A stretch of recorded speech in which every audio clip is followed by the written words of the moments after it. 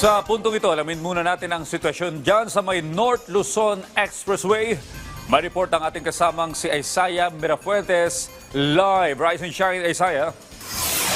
Rise and shine, Audrey, at maligayang bagong taon. Nako, tila nag-e-enjoy pa ang ating mga kababayan sa kanilang mga probinsya dahil dito sa North Luzon Expressway, maluwag pa ang daloy ng trapiko.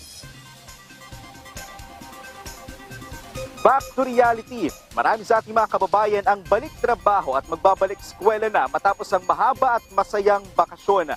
Ang mga nagdiwang ng Pasko at bagong taon sa probinsya ay tiyak na magbabalikan na ulit sa Metro Manila. Kaya Audrey, kung na-feel mo na medyo lumuwag yung biyahe nung mga nakarang araw, nako, tiyak na babalik yan sa orihinal na sitwasyon dahil pabalik na ang mga nagbakasyon grande sa kanilang mga probinsya. Pero as of this time, maluwag pa ang daloy ng trapiko dito sa North Luzon Expressway. Wala pang pagsikip ng daloy ng trapiko sa parehong northbound at southbound lane.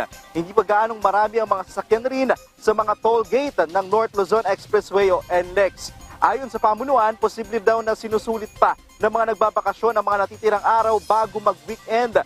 At sa weekend pa inaasahan ang pinakamalaking dagsa ng mga biyahero, lalo na ng mga pabalik ng Metro Manila. Sa ngayon, karamihan sa mga nakikita kong mga sasakyan bumabagta sa NLEX ay mga 4 wheels o kotse. O din dito ako ngayon sa Balintawak Toll Plaza at makikita mo ngayon sa aking likuran, halos walang sasakyan, maluwag na maluwag ang magkabilang panig ang northbound at southbound lane. Pero paalala nga natin na siguraduhin nakakondisyon ang inyong mga sasakyan at maging inyong mga sarili bago bumiyahe. At syempre, kung daraan ka ng mga expressway, siguraduhin din na may load ang inyong RFID. At yan muna ang update mula dito sa NLEX. Balik muna sa iyo, Audrey.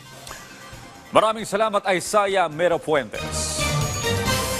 Kumuha naman po tayo ng update sa sitwasyon ngayong umaga sa Ninoy Aquino International Airport Terminal 3 tungkol sa inaasang dagsa po ng mga biyahero ngayon balik-pasok na sa mga paaralan at trabaho. Si Vel Custodio sa detalye. Vel?